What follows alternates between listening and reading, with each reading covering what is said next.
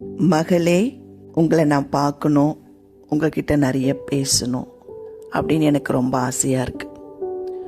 ஆனால் நான் உங்களெல்லாம் பார்க்க முடியுமான்னு எனக்கு தெரியல. ஆகவே நான் இந்த பதிவை உங்களுக்கு போடுறேம்மா. அது மாத்திரம் இல்லை, உங்களை மாதிரியே சூழலில் இருக்கிற பல பெண்களுக்கும் இந்த பதிவு பிரயோஜனமாக இருக்கும் அப்படின்னு நினச்சி நான் இதை போடுறேன். நான் உங்களுக்கு குறித்து யோசிச்சுட்டு இருக்கும்போது ஆண்டவர் எனக்கு இந்த 2 வசனத்தை ஞாபகப்படுத்தினார். அதை நான் உங்களுக்காக வாசிக்கிறேன். அது எரேமியா 30ஆம் அதிகாரம் 12ஆம் வசனம் 17ஆம் வசனம். கர்த்தர் சொல்லுகிறது என்னவென்றால், உன் புண் ஆறாததாயும் உன் காயம் கொடியதாயும் இருக்கிறது. அவர்கள் உன்னை விசாரிப்பாரற்ற சியோன் என்று சொல்லி உனக்கு தள்ளுண்டவள் என்று பெயரிட்டபடியால் நான் உனக்கு ஆரோக்கியம் வரப்பண்ணி உன் காயங்களை ஆற்றுவேன் என்று கர்த்தர் சொல்லுகிறார். இந்த சூழல்ல கட்டாயம் நீங்க ரொம்ப காயப்பட்டிருப்பீங்க. இந்த சூழல்ல நம்ம எப்படி எதிர்கொள்வது? இது மாதிரி நம்ம காயப்படும்பொழுது நம்ம என்ன பண்ணணும்? நிறைய நேரத்தில் இந்த நேரம் நம்ம ரொம்ப அழுகையோடவும் துக்கத்தோடவும் அப்படிதான் நம்ம செலவு பண்ணிக்கிட்டு இருப்போம். எல்லார் வீட்டிலையுமே பிரச்சனை இருக்கு. ஒவ்வொருத்தர் வீட்டில் ஒரு மாதிரி பிரச்சனையை சந்திச்சுக்கிட்டு தான் இருக்கிறாங்க. நிறைய பெண்கள் துன்புறுத்தல்களை பல விதங்களில் சந்திச்சுட்டு தான் இருக்கிறாங்க. நிறைய விஷயம் உங்ககிட்ட பேசணும்னு தோணுது. ஆனால் ஒரு விஷயம் மட்டும் காட் எனக்கு உணர்த்துறதுனால நான் அதை மட்டும் உங்ககிட்ட பேசணும் அப்படின்னு நான் நினைக்கிறேன். நானும் ஒரு ஊழியக்காரரோட மனைவி தான். நாங்கள் 30 வருஷமாக ஊழியத்தில் இருக்கிறோம். என் வாழ்க்கையிலையும் நான் நிறையா காயப்பட்டிருக்கேன். அப்போல்லாம் எனக்கு அந்த ரொம்ப காயப்படும் போதெல்லாம் நான் என்ன பண்ணுவேன், ஆண்டவர்கிட்ட போவேன். ஆண்டவர்கிட்ட போயிட்டு நிறைய அழுவேன். நான் எங்கள் அப்பா அம்மாவுக்கு ஒரே ஒரு பொண்ணு தான்.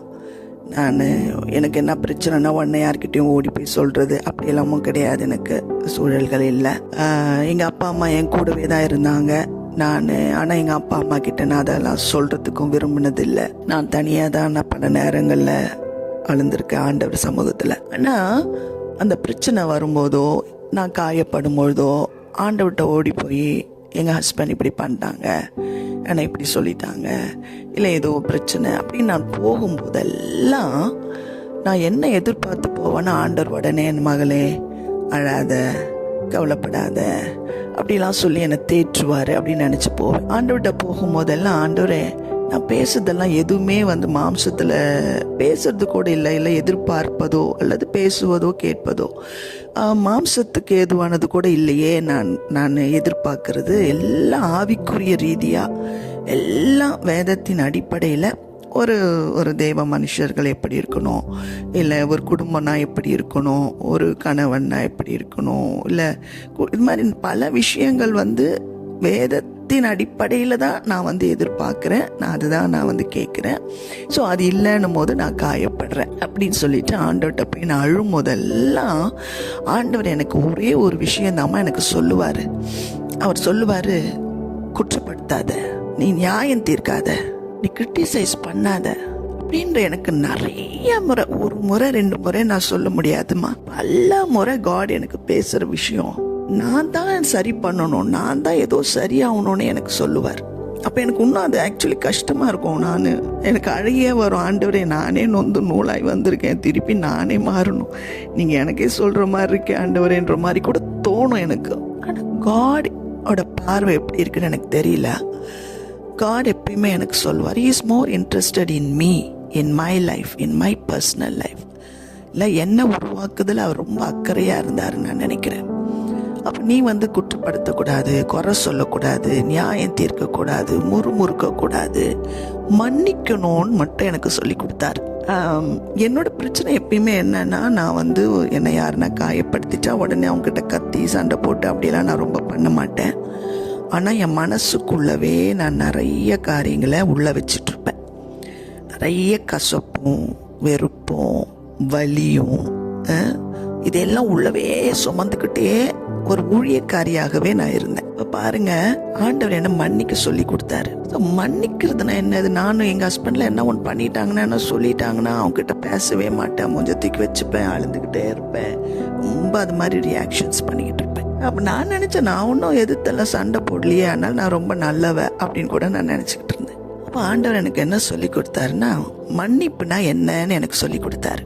மன்னித்தல் என்றால் என்னன்னா, ரிலீசிங் சம்ஒன் ஃப்ரம் பனிஷ்மெண்ட். ஒருவரை தண்டனையிலிருந்து தப்புவிப்பதுதான் மன்னிப்பு. இப்ப நான் பண்ற இந்த ரியாக்ஷனோ, இந்த கசப்போ, இந்த வெறுப்போ, இந்த கோபமோ, இந்த வைராக்கியமோ, இந்த பழி வாங்குற எண்ணமோ, இந்த வலியோ, இது எல்லாமே என்னை காயப்படுத்தின நபரை நான் பழி வாங்குவதற்காக இல்லைன்னா அவரை தண்டிப்பதற்காக செய்யப்படுகிற காரியங்கள். ஆகவே அந்த ரிலீசிங் சம்மன் ஃப்ரம் பனிஷ்மெண்ட்ன்றதை எனக்கு புரிய வச்சாரு. அதுல இன்னும் எனக்கு புரிய வச்சது, ஆண்டவர் இயேசு சிலுவையில மரிக்கும் போது சொல்றாரு, பிதாவே இவர்களுக்கு மன்னியும், தாங்கள் செய்கிறது இன்னதென்று அறியாமல் செய்கிறார்கள் என்று சொன்னாரு. நம்மளை காயப்படுத்துறவங்களோ, நம்மளை துக்கப்படுத்துறவங்களோ அவங்க கூட தெரியாம செய்யறாங்க. அவங்க தாங்க செய்யறது இன்னதென்று அறியாமல் செய்கிறார்கள்ன்ற ஒரு விஷயத்தை எனக்கு சொல்லி கொடுத்தாரு. அது எப்படி முடியும்? அது எப்படி தெரியாம இப்படியெல்லாம் செய்ய முடியும் அப்படின்னு கூட நம்ம கேள்வி கேட்கலாம். இது கூட தெரியாதா இப்படி கூட நம்ம கேட்கலாம். ஆனா உண்மையிலே சொல்ல போனா தெரியல. நிறைய பேருக்கு திருமணம்னா என்னன்னே தெரியல, ஒரு பெண்ணை எப்படி நடத்துவது என்று தெரியல, ஒரு ஆணோட ரெஸ்பான்சிபிலிட்டிஸ், பெண்ணோட ரெஸ்பான்சிபிலிட்டிஸ் என்னன்னு தெரியல, இல்ல அவர்களுடைய உணர்வுகள், அவர்களுடைய பிரச்சனைகள் என்னன்னு தெரியல. இது மாதிரி நிறைய விஷயம் அவங்களுக்கே தெரியல. அதுதான் உண்மை. நம்ம நினைச்சிட்டு இருக்கோம், வளர்ந்துட்டா எல்லாருக்கும் எல்லாம் தெரியும், பெரிய ஊழியக்காரா இருந்தா எல்லாருக்கும் எல்லாம் தெரியும் அப்படின்னு நம்ம நினைக்கிறோம்ல. அதுவே ஒரு தவறான விஷயம். நான் அதுவும் திருமணத்தை பொறுத்த வரைக்கும் பார்த்தீங்க அப்படின்னா, நாங்கள் நிறைய ஊழியர்களோட ஊழியர் செய்கிறோம். அவங்களுடைய மைண்ட் செட் திருமணத்தை குறித்த மைண்ட் செட் இருக்குல்ல, அது ரொம்ப ஒரு கல்ச்சரல் மைண்ட் செட்டாக தான் இருக்கு. நல்ல ஊழியர்கள், நல்லா ஜெபிக்கிறவர்கள், நல்ல ஆண்டவருக்காக ஓடுகிறவர்கள், கொடுக்கிறவர்கள், ஈவன் கஷ்டப்படுறவங்க எல்லாமே இருந்தாலும் திருமணம்னு வரும்பொழுது அவங்களுடைய மைண்ட் செட் டுவர்ட்ஸ் மேரேஜ் ஒரு கலாச்சார மைண்ட் செட், ஒரு உலக மைண்ட் செட்டு தான் இருக்கு அவங்களுக்கு. அந்த சிந்தனை தான் இருக்கு அவங்களுக்கு. அதே மாதிரி ஒரு பெண்ணை பார்க்கிற பார்வை, ஒரு பெண்ணை நடத்துகிற விதம், ஒரு பெண்ணை குறித்த புரிதல் அப்படின்னு பார்த்தாலும் நிறைய ஊழியர்களுக்கு அது இன்னும் புரியல. ஊழியர்கள்னு சொல்றேன், நான் அதை எம்பசிஸ் பண்ணல, பட் பொது ஆண்களுக்கு, எல்லா ஆண்களுக்குமே, சரியா? அப்போ நம்ம நிறைய விஷயம் நிறைய பேருக்கு தெரியலன்றதுதான் ஒரு உண்மை. ஸோ ஆண்டவர் எனக்கு என்ன சொல்லி கொடுத்தாருன்னா, நாம அவங்கள மன்னிக்கணும். ஏன்னா அவங்களுக்கு தெரியல. நம்ம அந்த பார்வையில் பார்க்கும்பொழுது நம்ம அவங்கள மன்னிக்கிறது நமக்கு எளிதாக இருக்கும். எனக்கெல்லாம் ரொம்ப வருஷங்கள் இந்த மன்னிக்காத தன்மையில் எனக்கு ரொம்ப பிரச்சனை இருந்துச்சு. அப்போ ஆண்டவர் இதை எனக்கு புரிய வைக்கும்பொழுது தான் நான் உண்மையிலே நான் நிறைய மன்னிக்கல அப்படின்றத புரிஞ்சுக்கிட்டேன். நிறைய சகிச்சுக்கிட்டு இருந்திருக்கேன், ஆனால் மன்னிக்காமல் வாழ்ந்திருக்கேன். அதை நான் அந்த சகிச்சுக்கிட்டே இருந்ததுனால வலியோடவே தான் வாழ்ந்திருக்கேன். ஆனால் என்னைக்கு நான் இப்படி புரிதலோட மன்னிக்க ஆரம்பிச்சனோ, நியாயம் தீர்க்கிறத ஸ்டாப் பண்ண ஆரம்பிச்சனோ, குற்றப்படுத்துறதை ஸ்டாப் பண்ண ஆரம்பிச்சேனோ, இல்லை குறை சொல்றதை ஸ்டாப் பண்ண ஆரம்பிச்சனோ, அன்னையிலிருந்து என் வாழ்க்கையில எனக்கு விடுதலை வர்றதை என்னால் பார்க்க முடிஞ்சிச்சு. எனக்குள்ள ஒரு விடுதலை, நல்ல ஃப்ரீ ஆயிட்டேன். அது வரைக்கும் எனக்குள்ள எப்பயுமே ஒரு பாரம், ஒரு கசப்பு, ஒரு வெறுப்பு ஏதோ அழுத்திக்கிட்டே இருக்கும், ஒரு வலி இருக்கும் இல்லை. அந்த வலியை ஆண்டவர் நீக்கிட்டாரு, எனக்கு ஆரோக்கியம் வர பண்ணிட்டாரு. இப்போ என் மனசுல இப்போ எல்லாம் சரியாயிடுச்சா அப்படின்னா எல்லாம் 100% சரியாகலை. ஆனால் ஒரு விஷயம் நான் பார்க்குறேன், நான் மாற மாற மாற என் கணவனுடைய என்னை நேசிக்கிற விதம், என்னை ஏற்றுக்கொள்ளுகிற விதம், இதெல்லாம் நிறைய மாறுறத நான் பார்க்குறேன். அதனால் ஒரு அம்மா இப்படி ஜெபம் பண்ணாங்களாம், எப்பயுமே ஆண்டவரே என் ஹஸ்பண்டை மாற்றுங்க, என் ஹஸ்பண்டை மாற்றுங்க அப்படின்னு ஜெபம் பண்ணாங்களாம். ஆண்டவர் ஒரு நாள் அவங்ககிட்ட சொன்னாராம், மகளே உன் ஜபத்தை மாற்று அப்படின்னு சொன்னாராம். என்ன ஆண்டவரே நான் ஜபத்தை மாற்றணும் அப்படின்னு கேட்கும்போது, ஆண்டவரே என்னை மாற்றும், என்னை மாற்றும் சொல்லுன்னு சொன்னாராம். ஸோ அதே தான் எனக்கு ஆண்டவர் சொல்லி கொடுத்தது. நான் மாற வேண்டிய விஷயங்கள் நிறைய இருந்துச்சு. அடுத்தது இன்னொன்று, நான் என் வாழ்க்கையில் இந்த வழியெல்லாம் நிறைய கடந்து போயிருக்கேன். அதில் ஒரு விஷயம், எங்கள் அம்மாவை விட்டுட்டு நான் சின்ன வயசாக இருக்கும் போதே வேற ஒரு திருமணமே பண்ணிக்கிட்டாரு. அந்த வழிகள்லாம் நான் கடந்து வந்திருக்கேன். ஒரு மகளா அப்பா அம்மா பிரிஞ்சுட்டா நடுவில் எவ்வளோ கஷ்டம் இருக்கும், எவ்வளோ பாடு இருக்கும்னு எனக்கு தெரியும். நான் எங்கள் அப்பா அம்மா 2 பேருக்கு நடுவில் பம்பாட் பண்ணப்பட்டேன். இங்கே கொஞ்ச நாள் இருப்பேன், அங்கே கொஞ்ச நாள் இருப்பேன். நிறைய நாள் நான் என் பெரியம்மா வீட்டில் தான் வளர்ந்துருக்கேன். எங்கள் அம்மா ஒரு நர்ஸு. அவங்க நிறைய டிரான்ஸ்ஃபர் ஆயிரும். அதனால் அவங்க பல இடங்களுக்கு போக வேண்டியது இருக்கும். அதனால் என்னை எங்கள் பெரியம்மா வீட்டில் தான் என்னை விட்டாங்க. நிறைய எங்கள் பெரியம்மா வீட்டில் தான் நான் வளர்ந்தேன். அவங்க வீட்டில் வளர்ந்தது எனக்கு ஒரு விதத்தில் ஆசீர்வாதம். கர்த்தர் எல்லாத்தையும் நன்மையாக எனக்கு பண்ணார். தேவனை குறித்த பயத்தெல்லாம் நான் அங்கே தான் கற்றுக்கிட்டேன். குடும்பம்னா என்னன்னு கற்றுக்கிட்டேன். ஆனால் அதனோட வழிகள்லாம் ரொம்ப பெருசாக மாறலை. அந்த காயங்கள்லாம், அந்த எதிர்பார்ப்புகள்லாம். ஒரு பிள்ளையா அப்பா அம்மா பிரிஞ்சிட்டாங்கன்னா அந்த பிள்ளை படுற கஷ்டம் இருக்குல்ல, அந்த பிள்ளை படுற கஷ்டம் அது என் திருமணத்தில் கூட அது வெளியே வந்தது. நான் பெருசாய் வளர்ந்து திருமணம் பண்ணாலும் அதனுடைய காயத்தின் விளைவுகளை சந்திச்சேன் நான். ஆனால் நான் உங்களுக்கு ஒரே ஒரு ரெக்வெஸ்ட்டுமா, உங்கள் பிள்ளைக்காக உங்கள் ஹஸ்பண்டை மன்னிச்சிருங்க.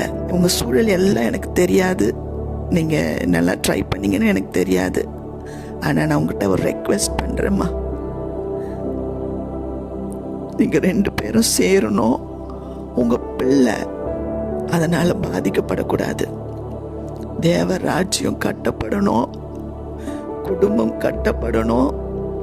ஆதியில ஏவாளையும் ஆதாமையும் பிரிச்ச அதே பிசாசு, அதே பொய், அதே வஞ்சகம் சொல்லி குடும்பத்தை பிரிச்சான். இன்னைக்கும் அதை செய்யறான். அதுக்கு நம்ம இடம் கொடுக்க கூடாது. கர்த்தர் நமக்கு பலம் கொடுத்துருக்காரு, நமக்கு தைரியம் கொடுத்துருக்காரு, நமக்கு விசுவாசம் கொடுத்துருக்காரு, அவர் வசனத்தை கொடுத்துருக்காரு. நாம எழும்பணும், நாம போராடணும். நம்முடைய சொத்து அது, நம்முடைய சுதந்திரம் அது. உங்கள் ஹஸ்பண்ட் உங்கள் சுதந்திரம், உங்களுக்கு சொந்தமானவர். நீங்கள் விட்டு கொடுக்க கூடாது. அதுக்கு அந்த வஞ்சிக்கிற ஆவிகளுக்கு விரோதமாக நீங்கள் போராடணும், நீங்கள் எழும்பணும். உங்கள் குடும்பம் கட்டப்படணும். கர்த்தர் நீங்கள் இப்படி செய்யும் பொழுது, நீங்கள் மன்னிக்கும் பொழுது உங்கள் காயங்களை எல்லாம் அவர் ஆற்றிடுவார். மகளே, நீங்கள் தேவனுக்கு பிரியமானவள். தேவன் உங்களை ஏற்றுக்கொண்டிருக்கிறார். உங்கள் வாழ்க்கை அநேகருக்கு பிரயோஜனமாக மாறும், அநேக குடும்பங்களுக்கு பிரயோஜனமாக மாறணும். காட் பிளஸ் யூ மா.